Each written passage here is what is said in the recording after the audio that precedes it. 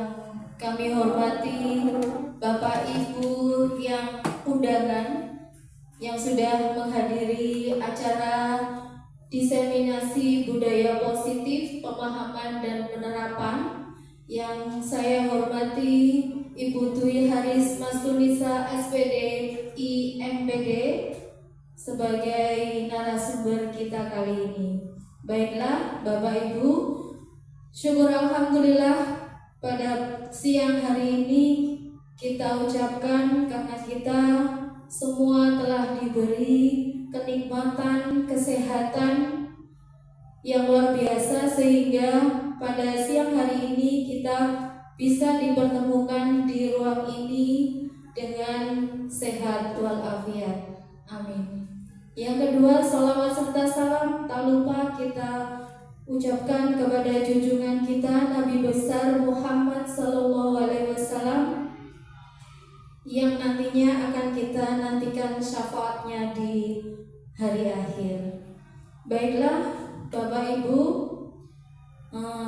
saya di sini pembawa acara akan menyampaikan susunan acara pada siang hari ini.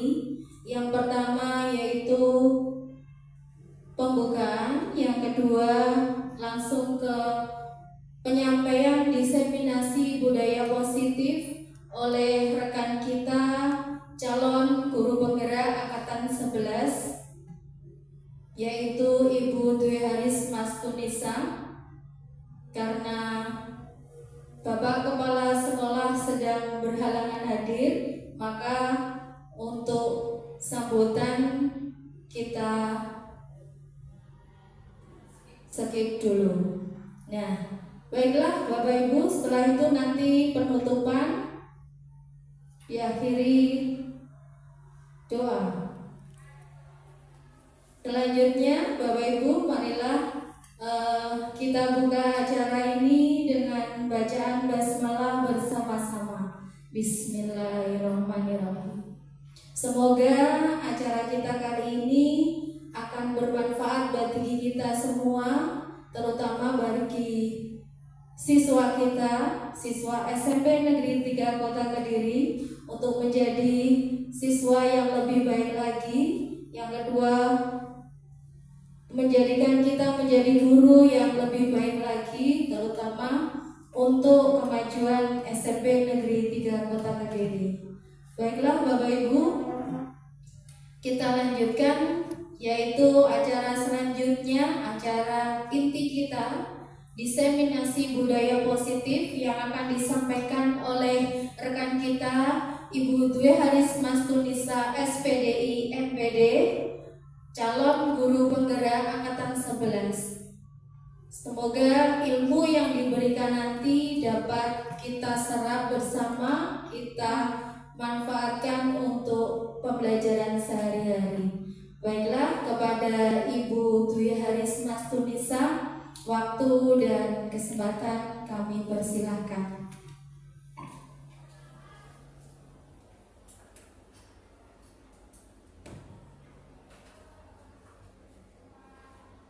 Terima kasih atas waktu yang telah diberikan, Bu Ani. Baiklah, ibu-ibu, sebelumnya saya ada pantun ya. Tepung sagu, tepung terigu, sama tepungnya beda rasanya. Benar ya? Selamat siang para ibu guru. Semoga hari ini sehat dan bahagia. Amin. Baik, sebelumnya Assalamualaikum warahmatullahi wabarakatuh. Ya. Alhamdulillahirabbil alamin.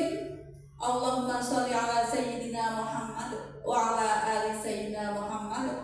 Rabbi shrah li sadri wa yassir li amri wa hlul 'uqdatam min lisani yafqahu qawli. Yang terhormat Bapak Kepala Sekolah SMP Negeri 3 Kota Kediri, yang terhormat Ibu Waka SMP Negeri 3 Kota Kediri, dan para yang terhormat para peserta ibu-ibu guru para peserta diseminasi budaya positif. Alhamdulillah, puji syukur kehadirat Allah Subhanahu wa Ta'ala, karena pada siang hari yang cerah dan penuh kebahagiaan ya, kita bisa berkumpul dalam acara sharing diseminasi budaya positif, bagaimana pemahaman dan penerapannya. Sebelumnya saya mengucapkan terima kasih kepada Bapak Ibu yang telah meluangkan waktu di sela-sela kesibukannya ya, yang dengan ikhlas dan penuh kerelaan mengikuti kegiatan diseminasi ini. Bapak Ibu, di sini meskipun saya berada di depan, bukan berarti saya yang memiliki ilmu yang paling banyak ya. Di sini kita sharing, saling berbagi ilmu, bagaimana pemahaman kita dan mungkin pengalaman kita tentang penerapan disiplin positif di sekolah kita. Semoga dengan kegiatan ini kita bisa meningkatkan kualitas pembelajaran dan output peserta didik kita, sehingga bisa melaksanakan pembelajaran dengan nyaman, aman, dengan meningkatkan disiplin positif. Sebelumnya perkenalkan, saya Dwi Haris Masulisa. Saya di sini sebagai calon guru penggerak angkatan 11. Jadi tujuan saya yang pertama melaksanakan diseminasi ini adalah memenuhi tugas aksi nyata dari modul 14 tentang diseminasi budaya positif. Kemudian yang kedua, saya berusaha untuk menerapkan teori yang selama ini saya dapatkan dalam pelatihan calon guru penggerak. Next, Wani.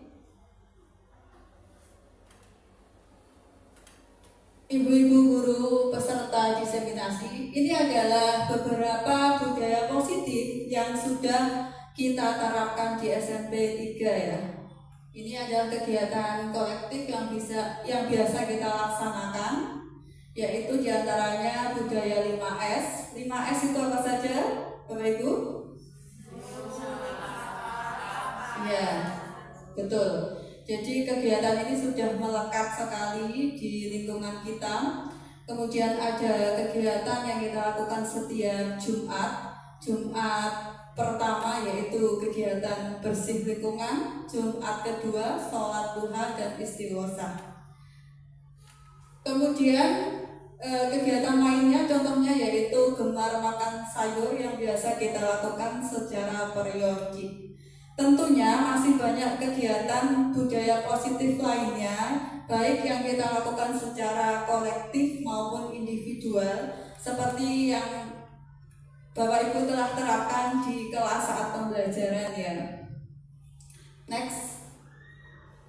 Nah, dalam diseminasi ini beberapa hal yang akan kita diskusikan bersama-sama, yang akan kita bagikan bersama-sama, yakni yang pertama yaitu perubahan paradigma belajar, terus disiplin positif, kemudian kebutuhan dasar manusia, motivasi perilaku manusia, posisi kontrol restitusi, keyakinan kelas, dan segitiga restitusi.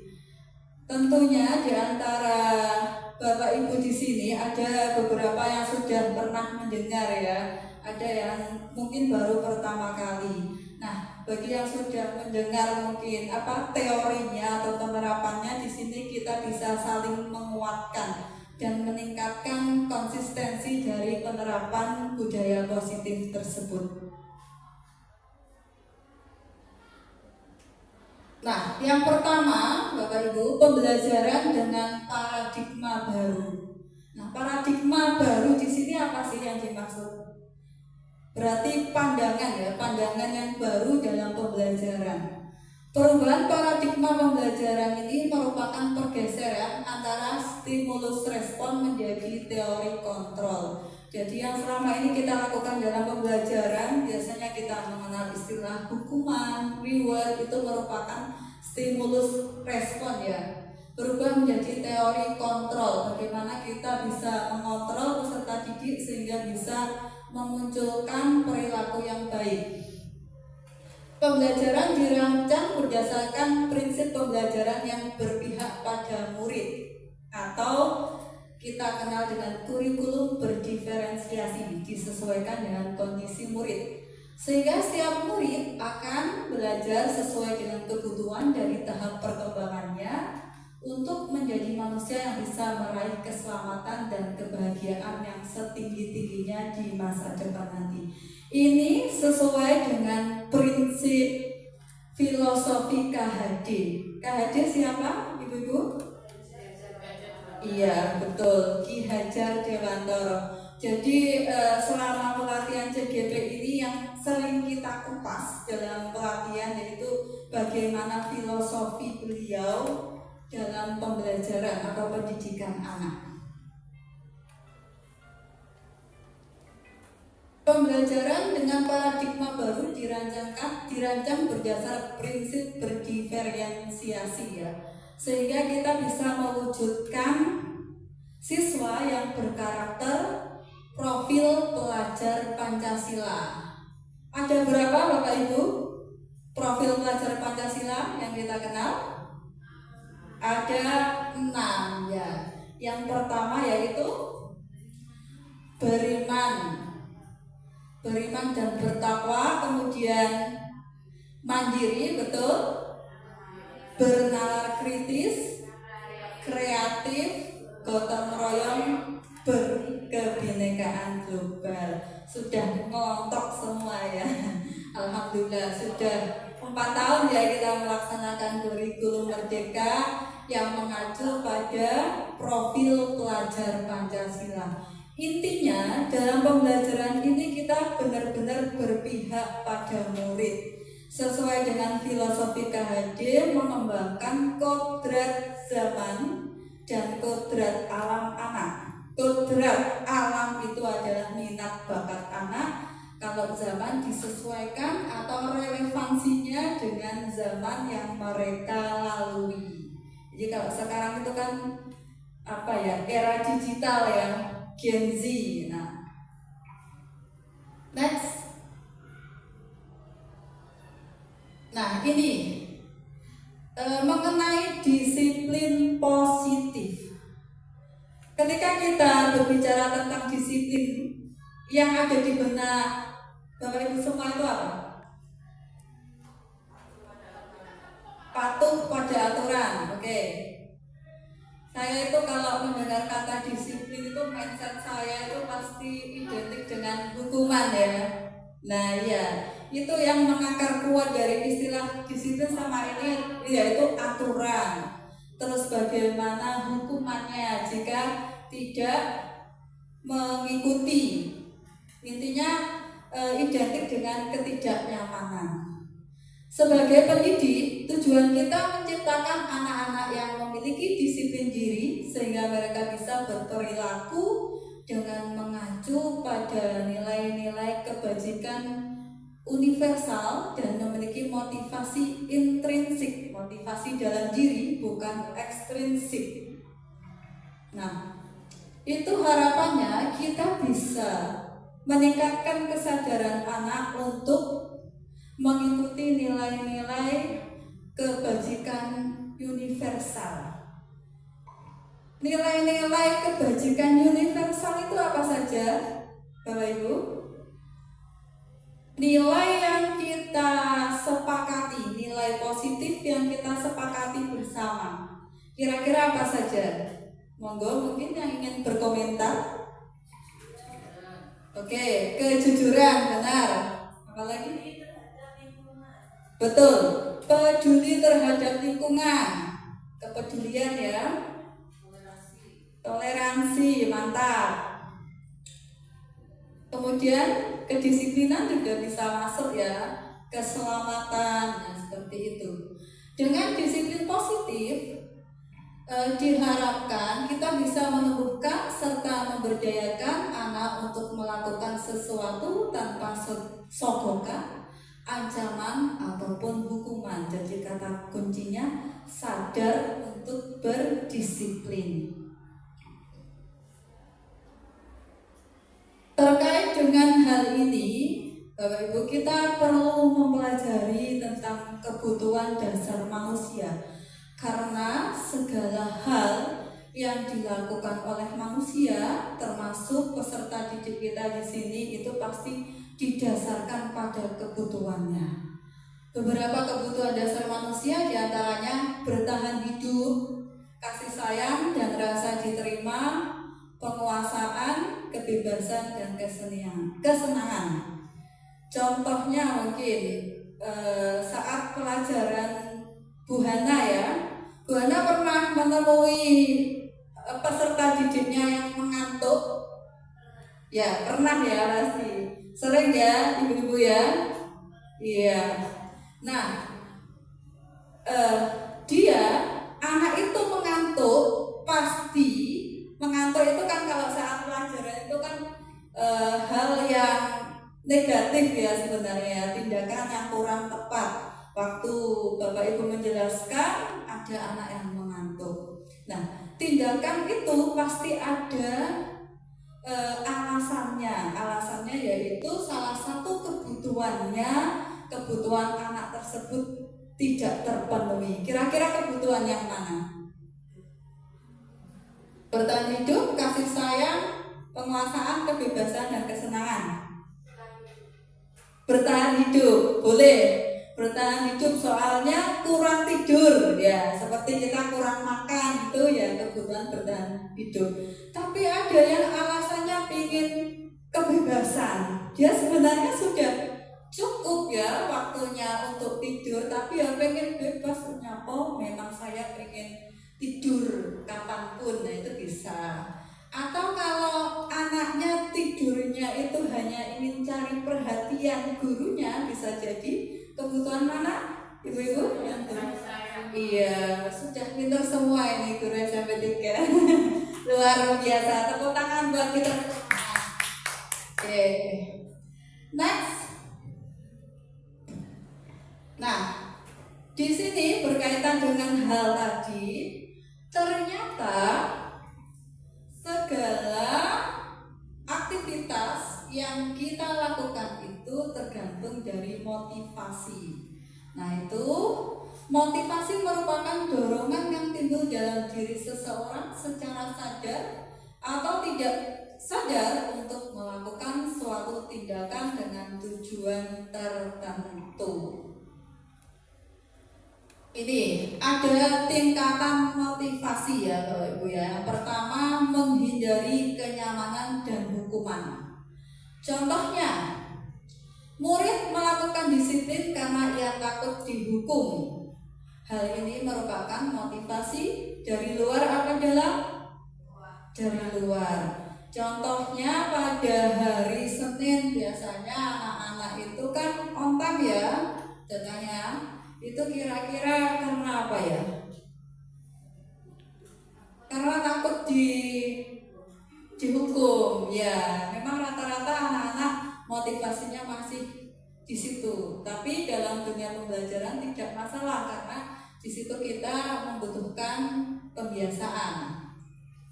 Terus ada yang mendapatkan imbalan atau penghargaan dari orang lain. Melakukan disiplin karena ingin dipuji, ingin mendapatkan penghargaan. Dan yang paling tinggi yaitu ingin karena menghargai nilai-nilai kebajikan diri sendiri. Murid melakukan disiplin karena sadar akan nilai kebajikan dirinya, dan ini merupakan motivasi intrinsik. Nah, di sini ada beberapa konsep disiplin. Kita mengenal istilah hukuman dan penghargaan. Nanti ada lagi ya. Hukuman yang biasa kita terapkan itu memiliki ciri ya, menyakitkan, tidak nyaman, murid menjadi takut, memaksa, murid menyembunyikan kesalahan. Misalnya kalau kita biasa menghukum, murid akhirnya mau jujur ke kita itu kan takut ya mereka ya. Terus murid menjadi rendah diri, pesimis. Nah itu akibat dari hukuman.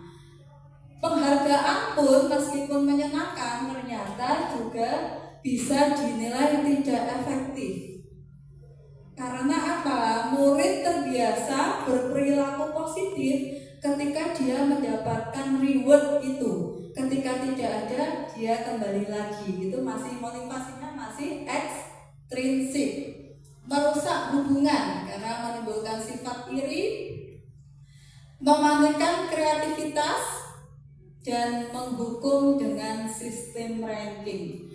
Mematikan kreativitas itu artinya seorang murid,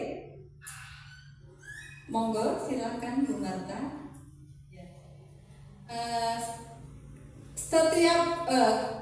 Seorang murid itu kreativitasnya ada ketika ada reward, jadi adanya ketergantungan terhadap rewardnya. Lanjut.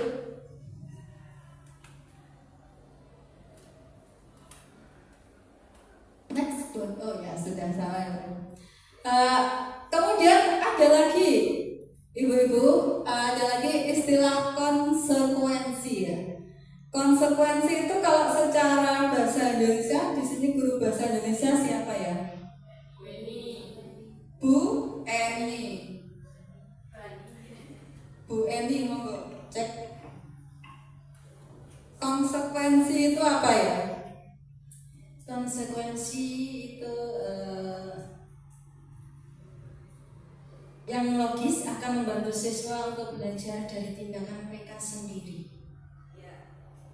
Ya, jadi kalau ada kesalahan gitu, mereka harus apa ya?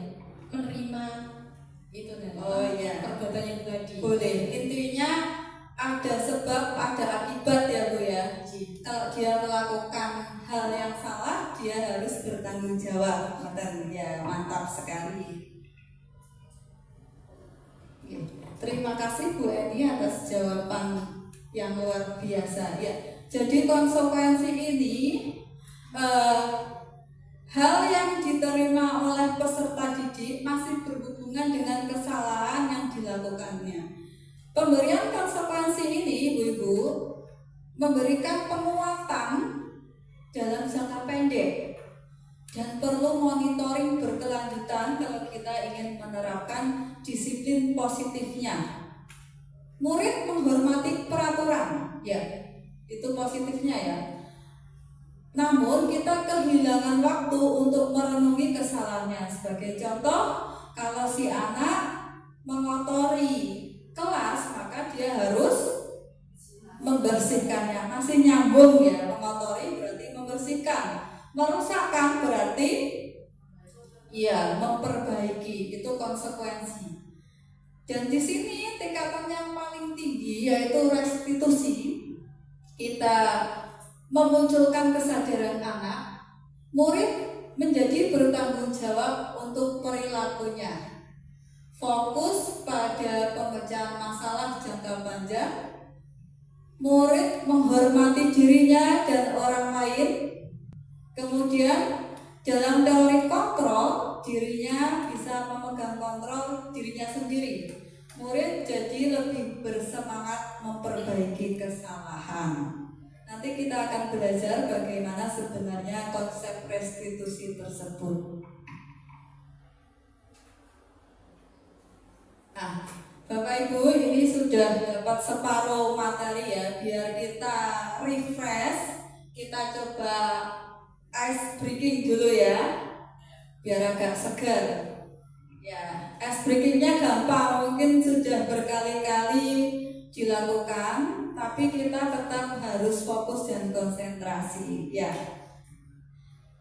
ini aturannya seperti ini. Kalau misal saya katakan pegang hidung, ibu-ibu semua berarti pegang hidung. Tapi kalau saya hanya mengatakan pegang mata, tidak usah pegang mata karena tidak ada saya katakan ya, Pak. Contoh, saya katakan pegang hidung. Saya katakan pegang tangan kiri, pegang mata. Oke, bagus. Konsentrasinya bagus. Diulang lagi, yuk. Saya katakan pegang pipi, pegang mata. Buana. Oke, satu kali lagi. Oke, kita cari berapa yang salah ya kira-kira. Karena nanti ada bermain perannya 3 orang, 3 ya. Kalau nggak sampai 3 berarti nanti saya yang 2 saya tunjuk secara random. Saya katakan pegang jari, pegang mulut. Bu Eni kurang satu lagi. Oh, Bu Eni. Saya terngiang-ngiang dengan Bu Eni. Mohon maaf ya Bu ya. Karena dulu saya punya kakak kelas namanya, saya bilangnya Mbak Eni. Jadi perawakannya mirip Bu Iis. Ceritanya ngono Bu Eni. Iya, nama yang tertukar. Oke, konsentrasi. Pegang kepala. Sudah ada 3 ya, Bu Sarah, Bu Hana, dan Bu Iis. Oke, lanjut. Siap lanjut ya Ibu-ibu ya. Nah, ini restitusi. Tadi ada nggak yang bertanya? Restitusi itu apa? Sudah tahu ya, insya Allah ya. Sudah ditampilkan. Sudah ditampilkan masih tanya.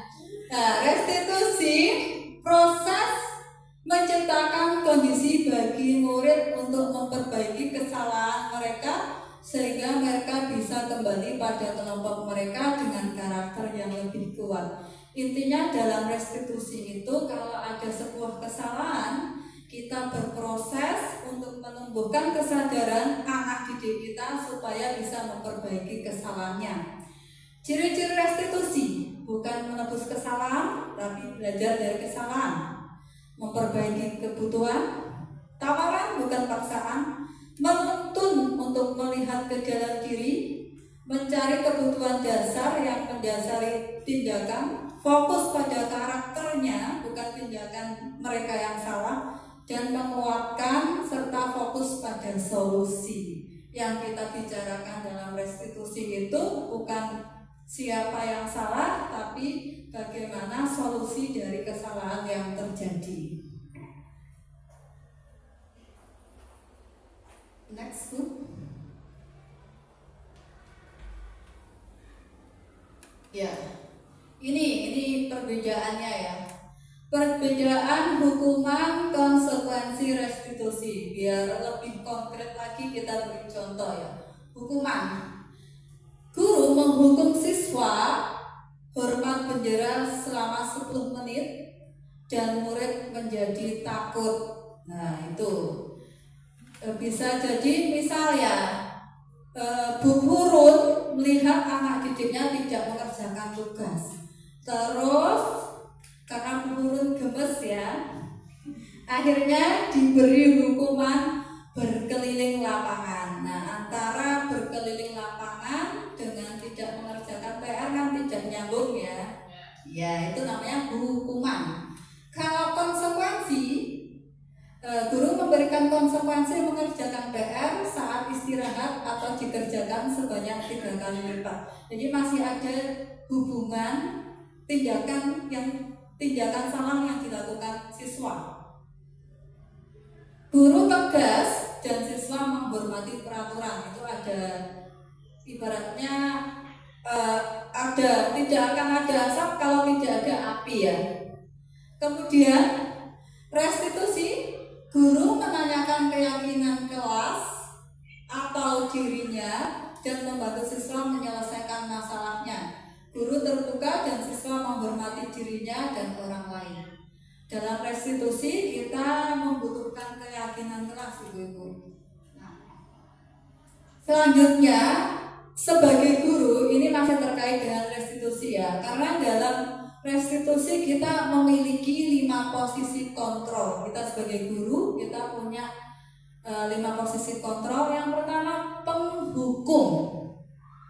Berarti ini intonasinya tegas ya kalau penghukum itu, dan menakutkan, membuat rasa bersalah. Kita sebagai teman, kita ke murid sebagai teman, kita bisa jadi pemantau dan kita bisa jadi manajer atau pengatur. Next, ya. Contoh penerapan 5 posisi kontrol. Yang pertama penghukum. Yang ini contohnya ya. Yang tidak memakai atribut maju, lalu berdiri di depan barisan. Ini menghukum.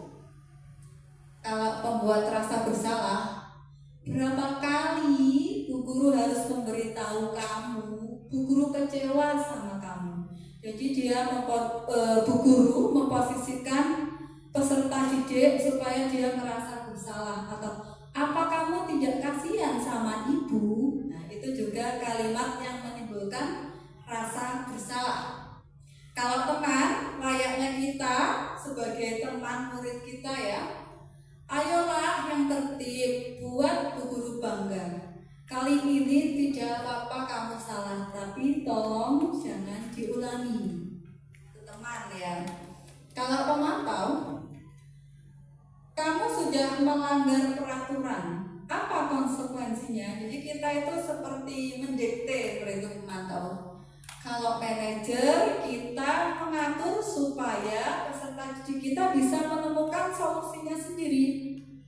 Apa kamu tahu kesalahanmu? Kira-kira bagaimana kamu akan memperbaiki kesalahan ini? Itu tadi contoh penerapan 5 posisi kontrol. Next. Nah, ini videonya, potongan videonya.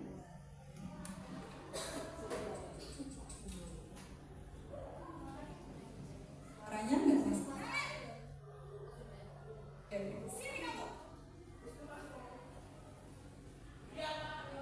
Suaranya tegas ya. Kamu deh, pasti terlambat. Maaf Bu, saya Apa coba? Alasan kamu apa lagi? Kapan sih kamu tidak terlambat? Malas sekali ya kamu jadi anak. saya Dasar pemalas. Gak kapok-kapok sih kamu. Sudah berapa kali terlambat? Sana, kamu keliling lapangan basket 2 kali. kenapa saya harus keliling lapangan basket Bu? Kenapa? Kamu melawan ibu. Berani-beraninya jawab. Sudah terlambat, masih berani jawab pula. Sekarang, keliling lapangan basket 5 kali sekalian. Biar kapok. Cepat. Pergi sana ke lapangan basket. Ya, ini suaranya tegas, galak, dan memberi hukuman ya, karena posisinya penghukum. Kemudian posisi pembuat rasa bersalah, ini Naren lagi ini.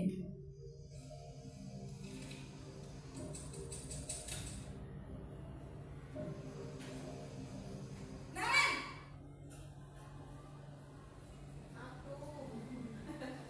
Selamat pagi Bu. Naren. Kamu kenapa terlambat lagi, nak? Ya Tuhan, Naren. Kamu senang ya bikin ibu susah ya?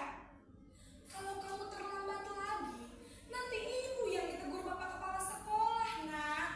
Disangka ibu tidak bisa membina kamu.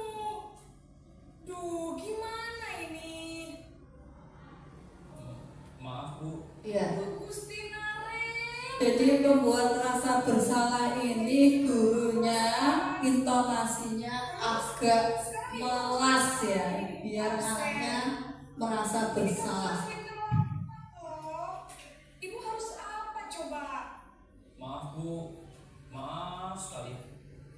Ya sudah, lain kali jangan bikin ibu susah lagi ya nak ya. Ibu tidak akan kuat lagi kalau kamu begini terus. Bisa jantungan kalau ibu tegur bapak kepala sekolah. Ini mohon maaf kalau ada mungkin putranya atau saudaranya yang namanya Narendra ya. Ini hanya cerita fiktif belaka tanpa kesengajaan. Rasa bersalah. Berbicara dengan Melas ya nadanya. Next. I sebagai teman, berarti setara.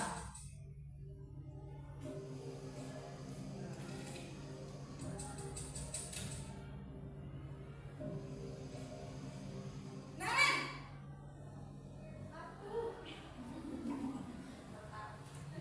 Selamat pagi Bu.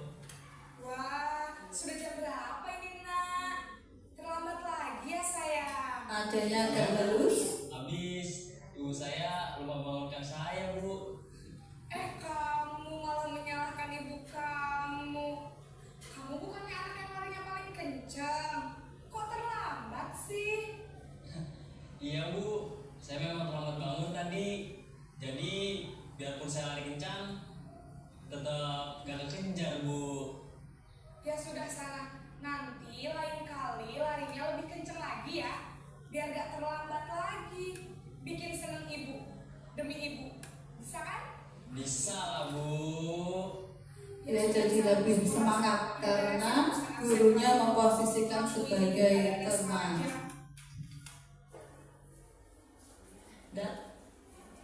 Tapi kadang-kala kalau posisi teman itu meremehkan ya, kadang-kala.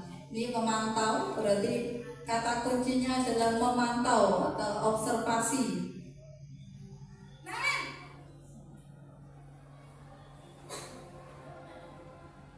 Selamat pagi Bu.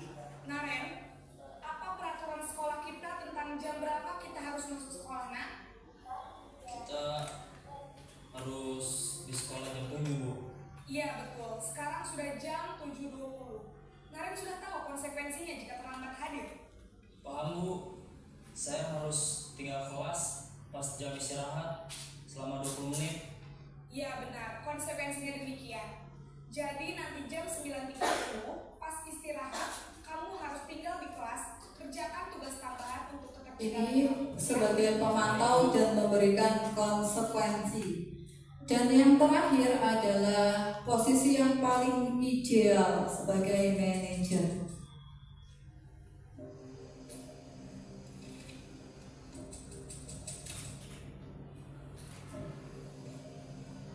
Naren,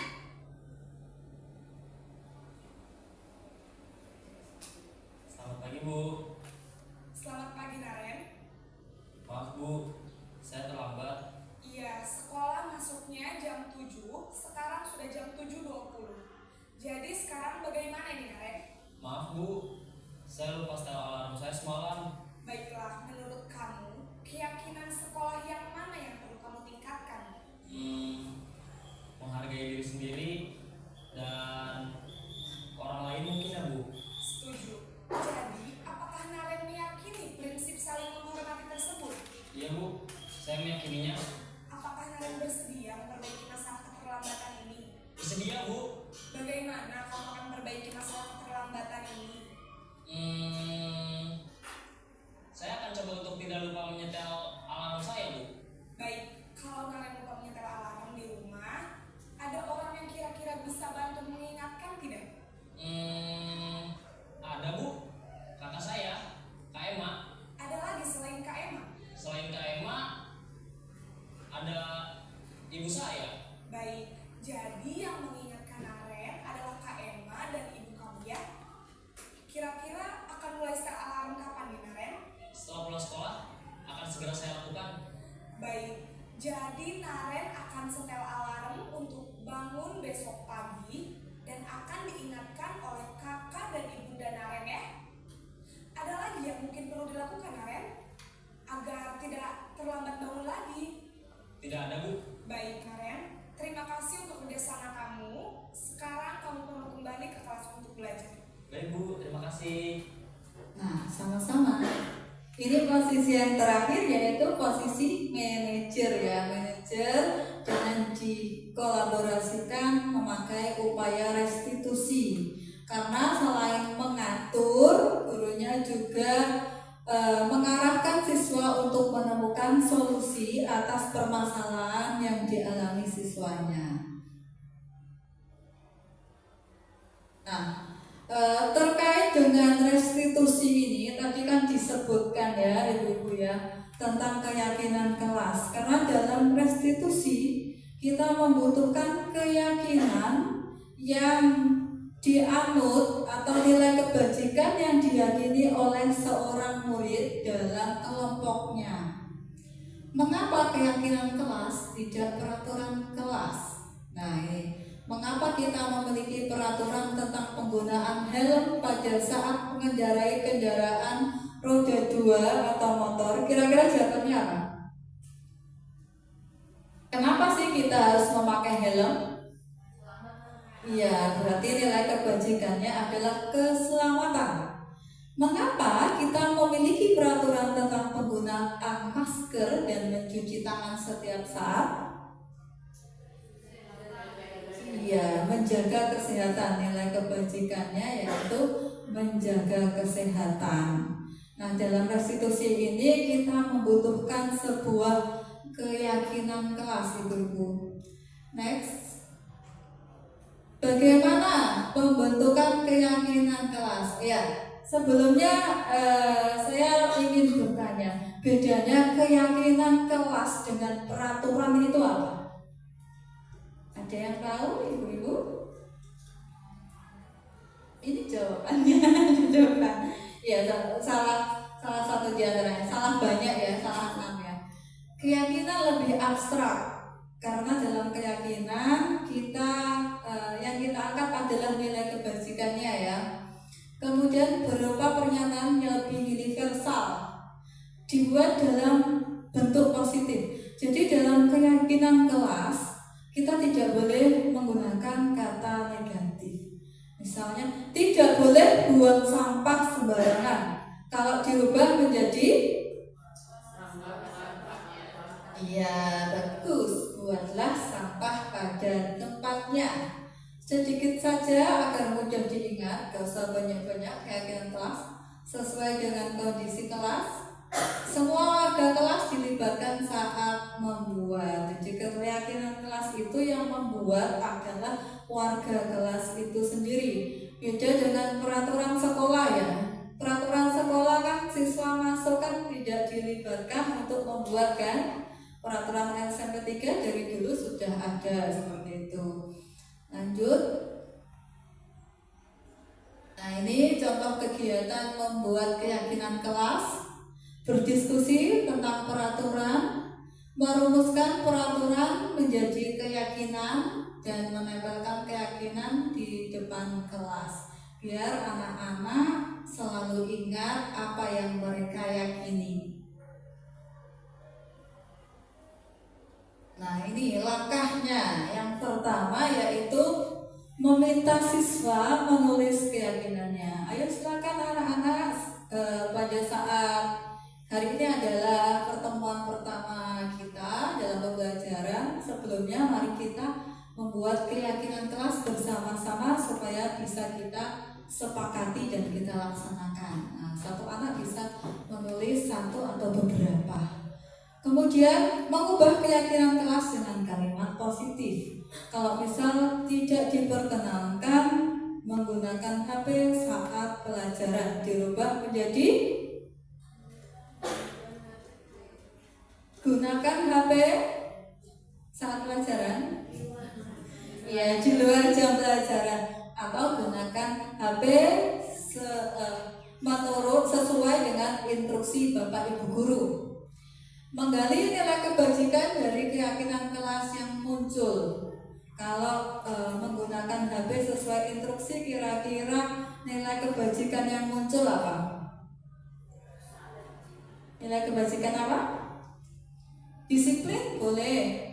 Kalau gurunya menjelaskan supaya anak itu tidak asik bermain HP, berarti nilai kebajikannya yaitu menghormati ya, menghormati Bapak Ibu guru bisa, atau menciptakan suasana yang nyaman saat belajar. Karena kadang kalau pakai HP kan ada suara bising seperti itu.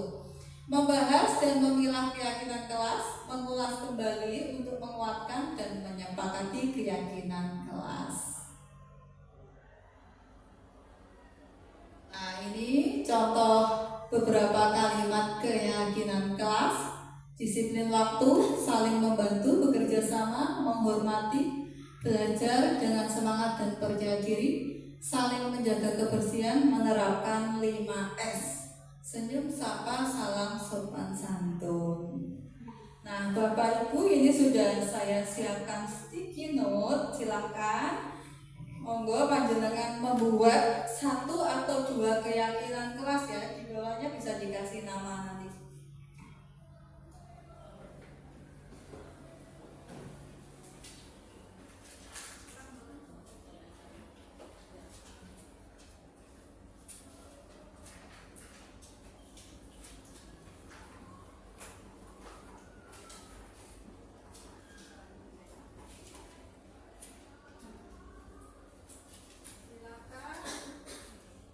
Ada yang kurang mungkin? Di bawahnya diberi nama biar bersih.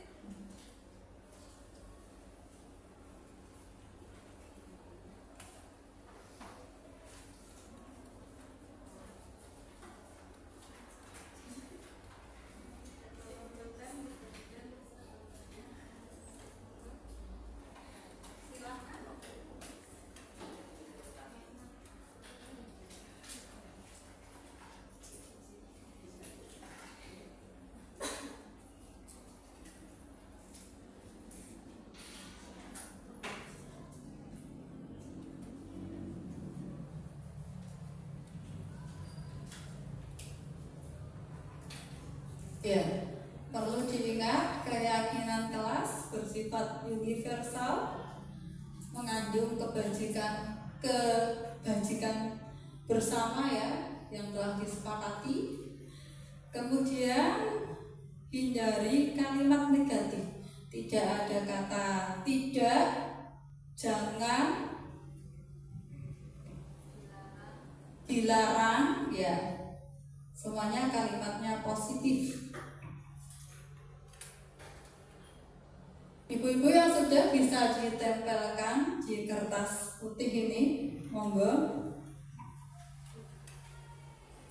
1 boleh, 2 boleh, 5 juga boleh. Oh, 1 lagi. Oke. Apa 5?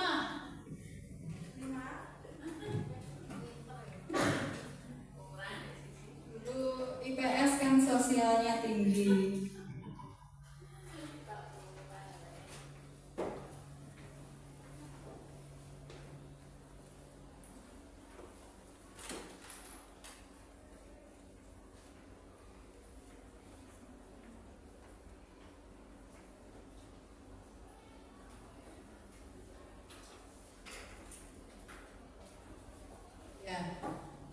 Saya pengen ngecek ya. Bu Hurun bisa maju, Bu Hurun. Ini yang ranking 1 dalam mengerjakan tugas. Bisa minta tolong difotokan dari dekat. Bu Hurun monggo, silakan bisa dibaca hasil kreativitasnya membuat keyakinan kelas. Menghormati guru ketika guru berbicara di depan. Ya, menghormati guru ketika berbicara di depan, berarti nilai kebajikannya yaitu menghormati. Mantap sekali. Ya, plus buat Bu Guru, terima kasih. Kemudian Bu Wanda, ini ibu psikolog kita ini. Monggo Bu Wanda, nilai keyakinan kelasnya apa ini Bu Wanda? Monggo. Untuk nilai keyakinan kelasnya Iya. simpel sih. Ya, simpel tapi dalam. Iya. Ya, Harus dibaca. jeru ya Bu ya. Iya. Nama Bu bisa dibacakan? Tetaplah bersyukur. Wah, mantap, bersyukur dan semangat. Oke. Tangan buat Bu Wanda. Next. Ini nanti Bu ini saja waktu sendiri maju. Kita skip ya. Bu Rulia monggo. Tadi yang dapat Durpres maju tadi Bu Sarah, Bu Iis sama Bu Monggo keyakinan kelasnya mantap ini berbobot ini. Keyakinan kelas saya yaitu menjaga fasilitas kelas dengan baik. Wah, jos. Terus Kemudian yang kedua, membuang sampah pada tempat. iya, ini berarti terkait dengan keamanan dan kebersihan. Mantap sekali. Applause buat guru lihat. Ini mantap semua ini. Bu Hana saya skip tapi saya baca sendiri ya Bu Hana ya. Bu Marta. Bu Sarah juga saya bacakan. Bu Marta, monggo.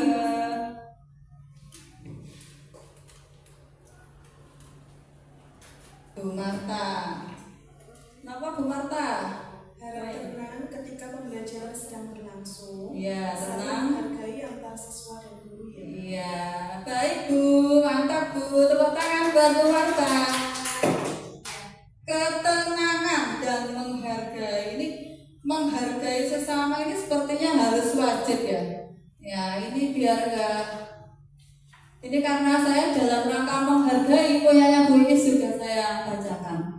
Berbicara dengan sopan santun, nilai kesopanan, disiplin sikap dan waktu. Wah, sip. Terus Bu Hana, berperilaku jujur, nilai kejujuran sangat penting ya Bu Hana ya. Bu Sarah, piket kelas dilakukan lebih awal, nilai apa? Kebersihan.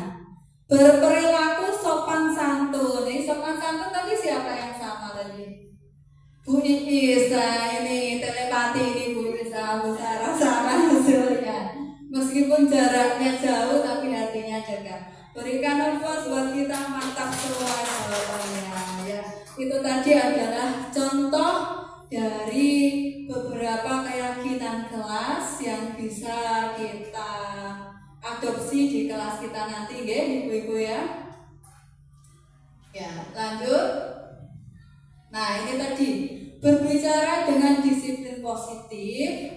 Ini adalah hal yang terpenting yang nanti mungkin bisa kita praktekkan dan kita terapkan di kelas kita, atau bisa juga kita praktekkan ke anak kita.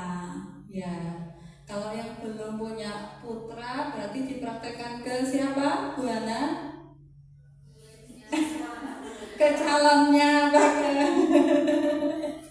muridnya pasti ya, semua punya murid ya. Nah ini jadi segitiga restitusi ini simbolnya ya segitiga, namanya aja segitiga ya. Yang pertama tahapnya yaitu menstabilkan identitas. Setiap orang yang salah ya pasti gimana ya, perasaannya deg-degan, mau jujur itu ya takut gitu kan. Maka yang kita lakukan adalah menstabilkan identitasnya. Orang yang bersalah itu identitasnya gagal karena sudah salah dalam bertindak. Maka dari itu perlu distabilkan dulu biar dia mau cerita. Kalau dalam ilmu psikologi mungkin kita menyamakan frekuensi ya Bu Anda ya. Ya kalau frekuensinya sama dia jadi leluasa berbicara. Contohnya gini, kita semua akan melakukan hal yang terbaik yang bisa kita lakukan. Menggunakan kata kita berarti you and me ya, kamu dan aku ya sama. Atau setiap orang pasti pernah melakukan kesalahan, termasuk bu guru. Nah, dengan kalimat seperti itu dia, berarti saya wajar melakukan kesalahan. Wajar di sini bukan berarti nanti diulangi lagi, bukan. Kita masih dalam tahap menstabilkan identitasnya supaya si anak lebih leluasa cerita. Kemudian validasi tindakan yang salah, bahwa semua perilaku pasti ada alasannya. Kamu pasti punya alasannya. Dan yang terakhir yaitu menanyakan keyakinan kelas. Kita semua memiliki motivasi internal atau motivasi dalam diri kita yang bisa mengubah diri kita menjadi lebih baik. Ya, bisa dibukakan percakapan restitusi Bu Abdul.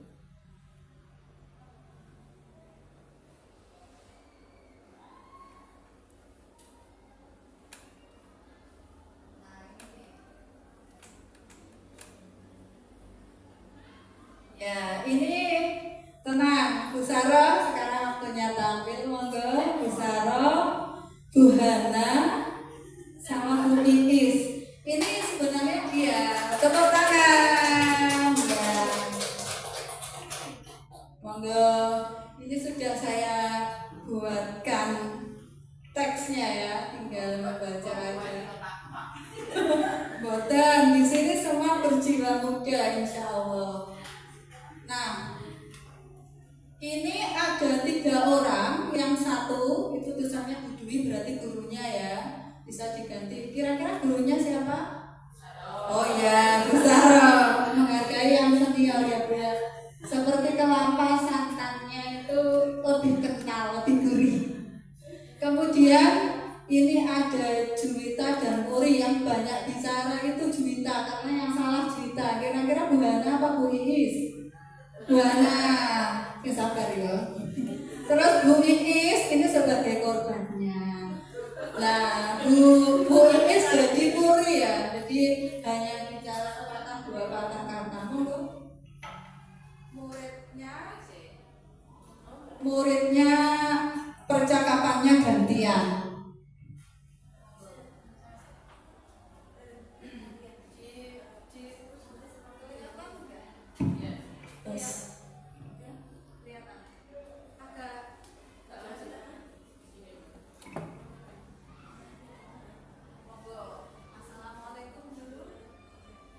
Assalamualaikum Bu Dwi.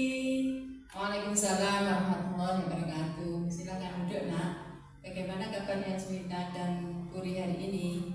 Kami baik saja Bu. Kalian tahu kenapa ibu manggil kalian ke sini? Tadi ibu dapat laporan kalian ada masalah. Kenapa? Coba diceritakan Puri. Iya Bu, tadi waktu pelajaran PAI tiba-tiba buku saya disobek sama Juwita. Saya tidak tahu kenapa saya tidak salah. Apakah benar apa yang disampaikan Puri, Juwita? Iya Bu. Baik, Bu Dwi bisa memahami kondisi ini. Setiap orang pasti pernah melakukan kesalahan. Begitu pula dengan Bu Dwi. Sekarang, mari kita perbaiki kondisi ini. Kalian setuju? Ya, barusan yang dikatakan Bu Saro, baik, Ibu bisa memahami kondisi ini. Setiap orang pasti pernah melakukan kesalahan, begitu pula dengan Ibu. Nah, kalimat itu merupakan kalimat apa Ibu-Ibu? Menstabilkan identitas gagal anak menjadi identitas yang akan sukses untuk kedepannya. Monggo next. Oh iya, kenapa kamu melakukan itu, Juwita? Iseng saja Bu. Bentar. Jadi ketika ibu guru menanyakan kenapa kamu melakukan itu, nah kita coba memvalidasi tindakan yang tampaknya salah. Karena setiap tindakan itu pasti ada motivasi atau kebutuhan dasar yang belum terpenuhi. Isengmu, itu menurutmu benar apa salah ya? Salah. Itu teman-temanmu jadi menangis. Salah Bu. Menurutmu Juwita kenapa kok salah? Karena Juwita melanggar keyakinan kelas Bu. Keyakinan kelas apa yang sudah kamu langgar? Saya tidak menghargai teman dan membuat teman tidak nyaman. Kalau kita sudah berbicara tentang keyakinan, ini berarti sudah ke tahap akhir, yaitu menanyakan keyakinan dan kemudian dilanjutkan dengan perbaikan atau restitusi yang akan diproses oleh ibu guru. Ayo. Nah, itu tahu jadi menurut kamu yang baik itu bagaimana? Lebih baik saya mematuhi keyakinan kelas dengan menghargai teman-teman saya.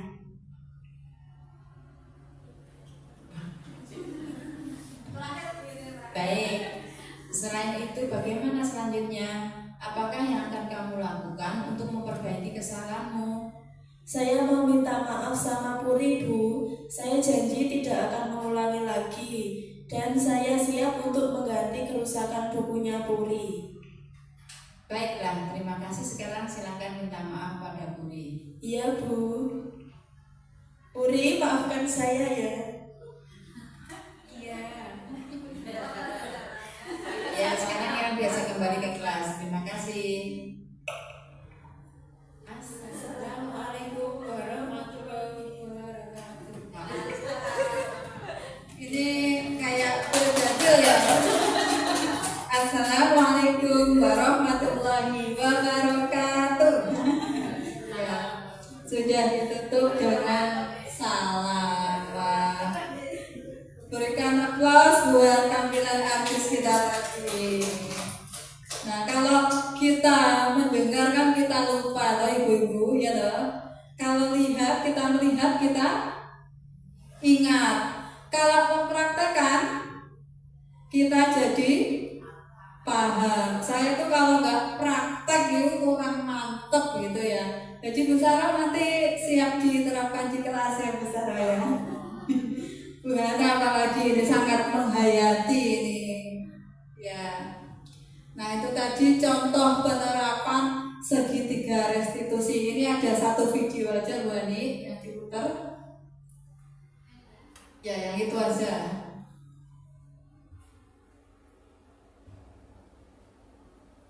Ini referensi lain dari penerapan segitiga restitusi.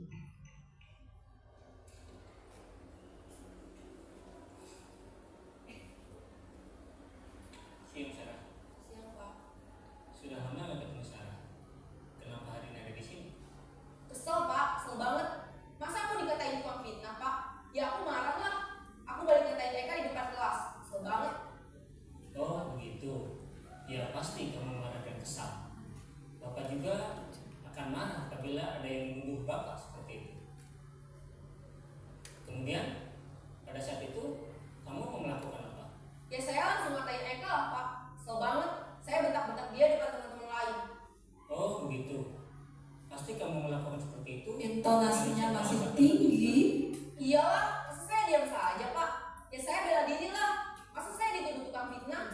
Ya wajar lah mempertahankan. Ini kayak muridnya Bu Hana ya. Atau murid Bu Dwi. Tidak lebih gagal lagi.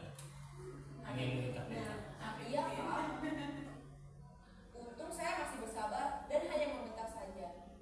Sudah gemes padahal. Saya pasti bela diri lah. Ya pasti ya. Tapi kamu memilih untuk tetap bertahan dan bersabar.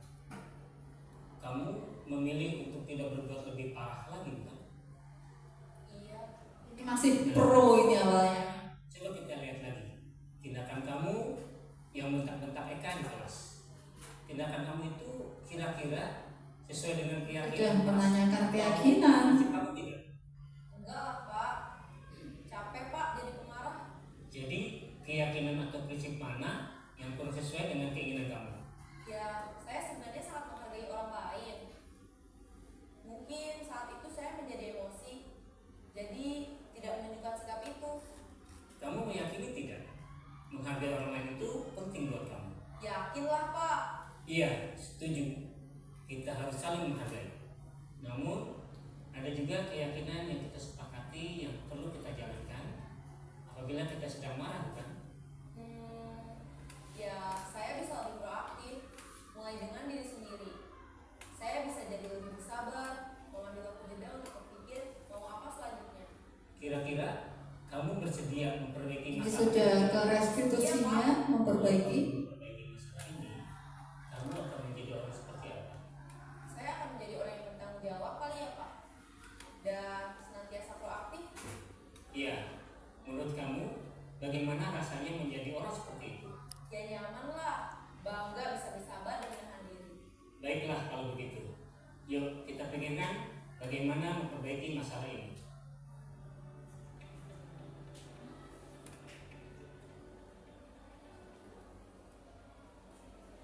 itu tadi ada menstabilkan identitas, kemudian memvalidasi tindakan yang salah, dan yang terakhir apa Ibu-ibu? Menanyakan keyakinan. Itu tadi sudah tentang segitiga restitusi. Hari ini kita sudah itu 3 menit. Ya, dalam penerapan program disiplin positif, hendaknya guru memiliki standar kepribadian, profesional dan sosial yang baik ya. Karena disiplin positif itu sangat berkaitan dengan karakter. Tapi bukan berarti kemampuan pedagogi kita tidak diperlukan. Terus sehingga mampu berefleksi pada posisi kontrolnya saat ini, bagaimana perjalanan dirinya sebagai among atau penuntun. Kalau di KHD itu kita ing ngarsa suntulado ing madya mangon karsa ya tuturi handayani. Di depan beri contoh, di tengah kita memotivasi atau memunculkan, mendorong ide-ide, dan tuturi handayani tadi mendorong ya supaya murid-murid itu lebih kreatif, lebih semangat. Itu tadi Bapak Ibu pemaparan tentang disiplin positif, kemudian keyakinan kelas, teori motivasi, terus bagaimana penerapan restitusi ya. Ada lagi tadi posisi kontrol ya. Mungkin dari pemaparan tadi ada yang perlu disampaikan, sharing, masukan, atau mungkin pertanyaan, monggo.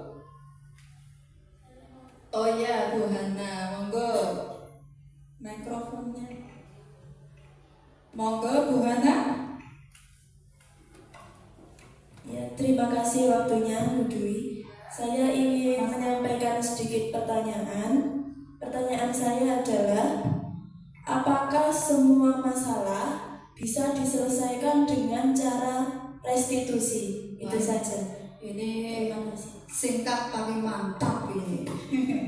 Ya, sama-sama. Mungkin ada lagi yang mau bertanya? Ya, sambil merenungi ya mungkin ya. Nah, ini ada pertanyaan. Apakah setiap masalah bisa diselesaikan dengan restitusi? Gimana, Ibu-ibu? Ada yang mau menanggapi mungkin? Ya, memang restitusi itu adalah penyelesaian terbaik karena di situ kita bisa menstabilkan identitas anak yang gagal menjadi identitas yang netral dulu sebelum kita mengarahkan ke identitas yang sukses. Kemudian kita memvalidasi tindakan mereka, kenapa kok begitu, alasannya apa.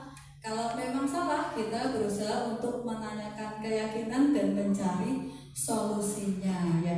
Memang secara idealnya, terutama di dunia pendidikan, sebisa mungkin kita bisa menerapkan restitusi. Tapi sekali lagi, ini sifatnya juga kasuistik. Mungkin kadangkala ibu-ibu menemukan anak didiknya, mohon maaf, isemnya, jahilnya, atau biasa kalau kita kan menghindari kata nakal ya, anaknya luar biasa lincah gitu aja ya. Nah, dalam kasus seperti itu kadangkala kan mungkin beberapa di antara kita menerapkan restitusi itu masih mental ya. Ya kalau dia jawabnya jujur, kalau enggak. Nah, memang restitusi itu butuh konsistensi. Untuk mencapai pada disiplin kita harus konsisten. Jadi harus diperlukan ketelatenan. Nah, dalam beberapa kasus yang mungkin agak berat, mungkin bisa kita awali dengan yang lebih cocok, bisa melalui konsekuensi ataupun hukuman. Tapi setelah itu harus diiringi dengan restitusi. Karena dalam hukuman kita niatnya adalah menghentikan tindakan yang salah secara instan, tidak sampai pada menggugah kesadaran kesadaran anak. Jadi mungkin untuk kasus yang berat bisa kita awali dengan konsekuensi atau hukuman, baru ke restitusi. Hanya saja dalam dunia pendidikan sebisa mungkin kita menghindari posisi penghukum ataupun memberikan hukuman sebisa mungkin ya. Jadi kasuistik jawabannya seperti itu. Gimana Bu Hana? Jawaban tadi sudah cukup, terima kasih. Ibu-ibu ada pertanyaan lagi? Mungkin satu lagi ya, pertanyaan penyemangat sekaligus penutup. Ini kayaknya Bu Wanda ini sudah ancang-ancang. Oke, Bu Wanda. Boleh, sip. Oke, baik. Terima kasih Bu Dwi. Izinkan saya untuk memberikan umpan balik. Oh iya, siap. Pertama umpan balik, terus kemudian yang kedua nanti kita memberikan pertanyaan sekaligus sharing. Boleh. Kebetulan sekolah kita kan juga ada anak inklusi. Otomatis kan kita harus belajar kembali. Ya. Nah, ketika saya belajar dengan ilmu yang psikologi yang sudah saya terapkan, Ya. itu kan kalau yang di psikologi sendiri itu kan ada aktualisasi diri pada manusia, atau kalau yang di psikologi sendiri itu ada konsep dari Abraham Maslow, salah satu tokoh psikologi, yang dimana ketika saya amati tadi itu hampir sama dengan teorinya restitusi, kurang lebih seperti itu. Yang terutama pada fokusnya itu di segitiganya. Oke. Nah, pertanyaan saya, apakah kita bisa menerapkan segitiga restitusi tersebut pada anak yang memiliki kekhususan itu sendiri? Karena kalau misal kita balik ke ilmu psikologi, otomatis itu kan kita harus bertahap serta pelan-pelan untuk menjadikan dia tumbuh dan berkembang sesuai dengan bakat serta minat apa yang dimilikinya. Iya, betul. Sangat luar biasa sekali ya. Bagus semua pertanyaannya ya, sama-sama. Baik Bu Hana maupun Bu Wanda, mantap, berbobot pertanyaannya. Berbobot itu berarti bagus Bu Hani ya.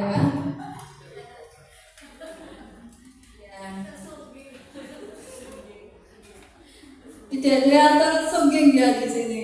Adanya tersinggung tidak, hanya bercanda. Ya, jadi apakah segitiga restitusi itu bisa diterapkan di anak inklusi? Kalau kita perhatikan kan ditanya-tanya terus ya. Ya, jadi begini. Ini sekali lagi dalam penyelesaian masalah tetap kita melihat kondisinya ya, istilahnya kasuistik tadi.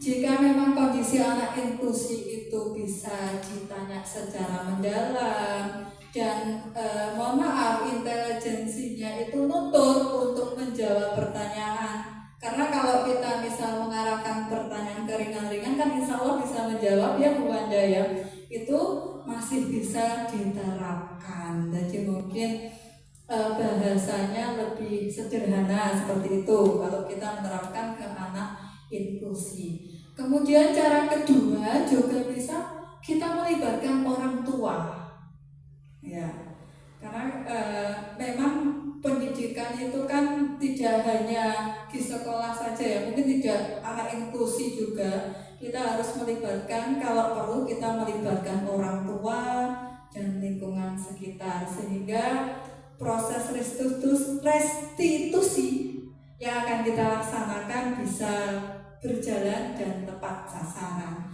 Ngoten Bu Wanda, ya terima kasih. Sampun ya ibu-ibu sedaya, ya alhamdulillah rabbil alamin. Akhirnya sudah di ujung ya, kita sharing tentang disiplin positif untuk hari ini. Sebelum saya menutup, ada pantun lagi. Ini untuk hiburan aja biar nggak sepanjang. Ya, pengennya kalau CGB itu pengennya jalan-jalan. Jadi pantunnya ini jalan-jalan di atas kanvas. Jalan-jalan ke lapangan Cicif? Pernah ke sana? Ya, makan rusa ya. Ya. Paling seru bersama sahabat. Mari kita tingkatkan budaya positif demi sekolah yang lebih bermartabat. Amin. Ya, terima kasih.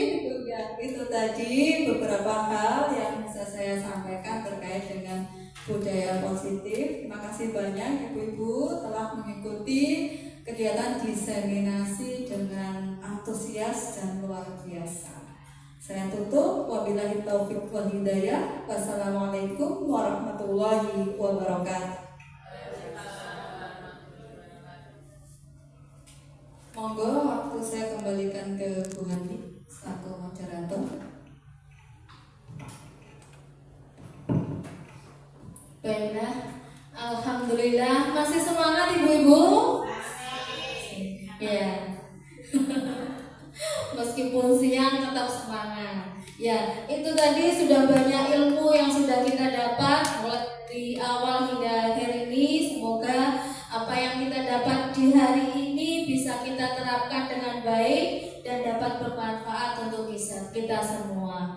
Saya sebagai pembawa acara di sini mohon maaf jika ada kesalahan, mewakili Bu Dwi juga. Dan terima kasih atas segala waktu dan antusiasnya.